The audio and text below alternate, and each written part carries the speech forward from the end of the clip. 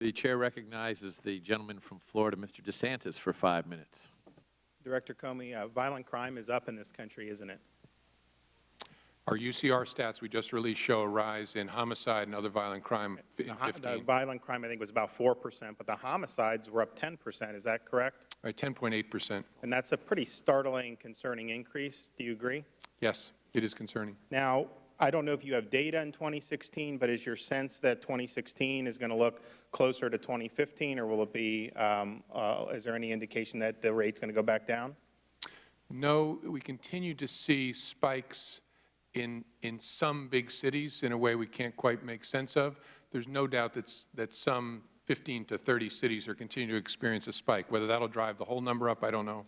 Now, the FBI has now assumed control of the Dahir Adan, the Minnesota stabbing terrorist investigation. Is that confirmed that that was a terrorist attack at this point? We're still working on it. It does look like, at least in part, he was motivated by some sort of inspiration from radical Islamic groups. Which groups and how, we're not sure of yet.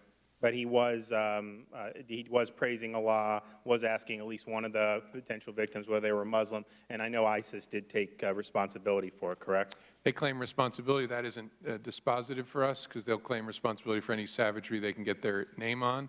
But we're going through his entire electronic record and history of all of his associations to try and understand that. Now, there was a report from the House Homeland Security last year that said that Minnesota was actually the #1 source for ISIS fighters in the United States. One, do you acknowledge that, or do you agree that that's true? And if so, why is Minnesota churning out so many jihadists? I don't know for sure whether that's true, but it sounds about right. We have very few ISIL fighters from the United States, even over the last 2 years. There have been a number of Somali American heritage young men who've gone to fight with al-Shabaab in Somalia and with ISIL. I suspect the reason is that's one of the few areas in the United States where we have a large concentration susceptible to that recruiting. The great thing about America is everybody's kind of dispersed. That's one of the areas where there's an immigrant Muslim community that seems to be susceptible for some reason. In small measure, again, we're talking about 8 people, I think the number is. But that's my reaction to that. Well, what's the FBI doing to deal with the problem? You have an insular community that may make this problem more significant. So how is the FBI combating that? Oh, in a bunch of different ways, with lots of partners, to make sure we know the folks especially the Somali American community in Minneapolis. The U.S. Attorney there has done a great job. Have they been helpful with the FBI? Very, because they don't want their sons or daughters involved in this craziness any more than anybody else does. Now, with Paul Gambetta, I'm just trying to figure out what happened here. He never said that he remembered anything from that March 25th phone conversation with the Clinton people. Of course, that was days before he bleach-bitted the emails. He never said he had any factual knowledge of anything that happened on that call. Is that his basic statement? So I read the 302s. He didn't really provide any information. I can't remember for sure it being the 302. You've probably seen it more recently than I have. I saw one 302 said that he pled the 5th. Obviously, he was given immunity. Another said that there was an invocation of attorney-client privilege at one time in one of the other summaries. So I'm just trying to figure out, what happened with Gambetta. Why was he not able to provide information? He had immunity. This was something that was much more fresh in his mind than previous conversations with Clinton people would have been. And yet you said he was credible. To me, feigning ignorance, that is not credible given the timeline where you have the New York Times saying that this server existed. The House immediately sends a subpoena. He has this conversation, and then lo and behold, a few days later, all the emails are bleach-bitted. Oh, he told us that with immunity, that no one directed him to do it, instructed him to do it. We developed no evidence to contradict that. Again, we're never in the business of believing people. The question is always, what evidence do we have that establishes disbelief?